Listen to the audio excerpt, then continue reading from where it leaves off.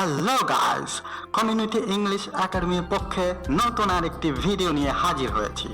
আজ আমরা Oxford English dictionary new word list March 2021 থেকে আপনাদের জন্য সবচেয়ে গুরুত্বপূর্ণ 20টি নিউ ওয়ার্ড এন্ট্রি নিয়ে কথা বলবো।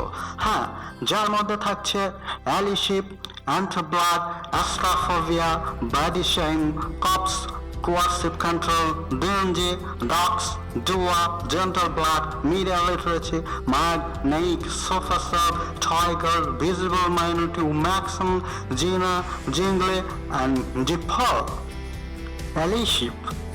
Allyship এমন একটি পরিস্থিতি অথবা অবস্থাকে নির্দেশ করে যেখানে একজন পিপল বা একজন পার্সন কোনো মাইনরিটি বা মার্জিনালাইজড গ্রুপের রাইটস এবং প্রিভিলেজকে সাপোর্ট করে, যদিও সে ওই কমিউনিটির পার্সন নয়। যেমন most of the conscious people feels allyship for the cause of Rohingya. Next, anti-black. Anti-black হলো discriminatory, antagonistic অথবা prejudiced activities towards black people. তো black community peopleদের স্কিন অথবা তাদের অ্যাপিয়ারেন্সের কারণে যে রেসিজম যেটা হোয়াইট কমিউনিটি পিপল থেকে আসে তার বিরোধী একটি আন্দোলনকেই অ্যান্টি ব্ল্যাক রিভোল্ট বলা হয়ে থাকে। যেমন জর্জ ফ্লয়েডকে পুলিশ দ্বারা হত্যার ফলে বিশ্বে অ্যান্টি ব্ল্যাক রেসিজম এগেনস্ট আন্দোলন হয়, সেটা থেকেই অ্যান্টি ব্ল্যাক শব্দটি এসেছে। নেক্সট, অ্যাস্ট্রাফোবিয়া। অ্যাস্ট্রাফোবিয়া হলো fear of lightning or more widely of thunderstorms, অর্থাৎ কোনো থান্ডারস্টর্ম অথবা লাইটনিং এর যে ভয় সেটাকে অ্যাস্ট্রাফোবিয়া বলা হয়ে থাকে।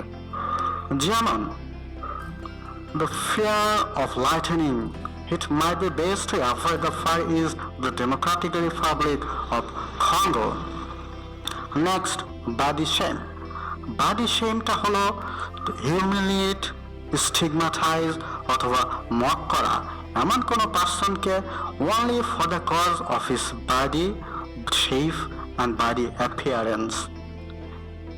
এক্ষেত্রে বডি শেমের সাথে সাথেও অক্সফোর্ড ডিকশনারিতে নতুন আরেকটি শব্দ এন্ট্রি হয়েছে, সেটাকে বলা হয় ফ্যাট শেম, অর্থাৎ ফ্যাটি অ্যাপিয়ারেন্সের কারণে তাকে যে লজ্জাজনক অবস্থায় পড়তে হয় সেটাকে বলা হয়ে থাকে। So who body shames others for being skinny also body shames others for being fatty. Then Chopse হলো চিপলি মিডল্যান্ডস অ্যান্ড ওয়েলস ইংলিশ। এটা ভার্বালি ইনসাল্ট অথবা শাউট অ্যাট অ্যাংরিলিকে নির্দেশ করে থাকে। তারপর কোয়ার্সিভ কন্ট্রোল হলো রাজনৈতিক ব্যক্তিত্ব যখন পাওয়ার, পানিশমেন্ট, থ্রেট অথবা ফোর্সের মাধ্যমে তার পিপলকে কন্ট্রোল করে থাকে, সেটাকে নির্দেশ করা হয়। ডিঞ্জি, কথ্য রূপেই ডিঞ্জি শব্দটির নতুন এন্ট্রি এসেছে, যার অর্থ ম্যাড, ক্রেজি অর ইনসেন। যেমন ইউ বিহেভ ডিঞ্জি ডুড। এরপর ডক্স শব্দটি হলো কোনো ডকুমেন্ট বা কোনো কিছুকে এক্সপোজ করা কোনো ব্যক্তি সংক্রান্ত। যেমন politics is a game of doxing parties, অর্থাৎ এখানে এক পার্টি আরেক পার্টিকে এক্সপোজ বা উন্মোচন করার চেষ্টা করে। নেক্সট, দোয়া শব্দটি হলো পার্সোনাল ও প্রাইভেট প্রেয়ার, ইনভোকেটিভ ও সাপ্লিকেশন, যেটি একটি ইসলামিস্ট ওয়ার্ড।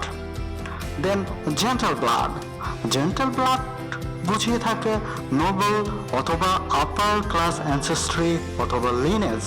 যেমন Kate came from gentle blood. Media literacy হচ্ছে মিডিয়ার ইভলিউশন, মিডিয়া সংক্রান্ত আন্ডারস্ট্যান্ডিং অথবা মিডিয়াকে অ্যানালাইসিস করার ক্ষমতা। এটাকে এমন একটি অ্যাবিলিটি বলা হয়ে থাকে যেখানে কোনো স্টোরি অথবা কোনো ইভেন্ট মিডিয়াতে প্রেজেন্ট হলে তাকে ক্রিটিক্যালি অ্যানালাইসিস করার পারঙ্গমতা, সেটাকেই বলা হয়ে থাকে মিডিয়া লিটারেসি। নেক্সট, মার্ক শব্দটি হলো আনঅ্যাট্রাকটিভ, আনঅ্যাপিলিং অর আনপ্লেজেন্ট। যেমন it's mark to listen to him, তাকে শোনাটা আসলে নিরানন্দময় একটি ব্যাপার। Next, neck.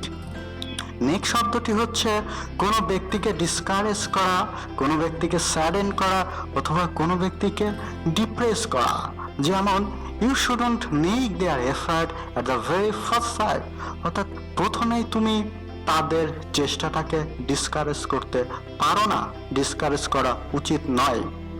Next, sofa serve or sofa surfing.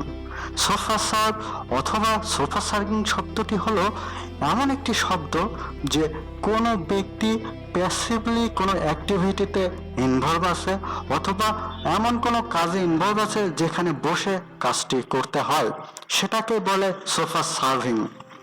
So আমি একটি এক্সাম্পল দিতে পারি, if you are sofa surfing you need to have a close look on that. Next, toy girl, আর তার সমসাময়িক আরেকটি শব্দ এন্ট্রি হয়েছে টয় বয়। টয় গার্ল অথবা টয় বয় বলতে কি বোঝানো হয়? A women or a man who is much younger than her sexual or romantic partner. তার সেক্সুয়াল অথবা রোমান্টিক পার্টনারের চেয়ে বেশি ইয়াঙ্গার হলে তাকেই টয় গার্ল অথবা টয় বয় বলা হয়ে থাকে। দেন ভিজিবল মাইনরিটি।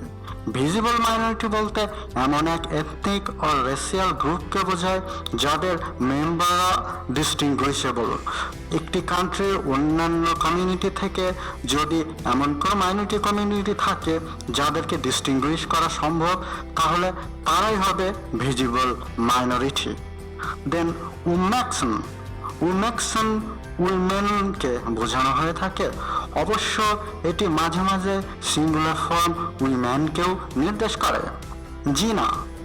জিনাও একটি ইসলামিস্ট লর শব্দ, যেখানে বলা হয়ে থাকে any form of sexual relationship which is prohibited under Islamic law, especially that between two people who are not legal spouses. So legal spouses ছাড়া sexual relationship build up করা বা initiate করা হলো জিনা। দেন জিঙ্গিলি। জিঙ্গিলি হচ্ছে এনার্জেটিক্যালি অথবা এনার্জিঙ্গি ম্যানার, অর্থাৎ আনন্দ বা উদ্বেলিত অবস্থাকে বোঝানো হয়ে থাকে। Then next and the last, Zippo.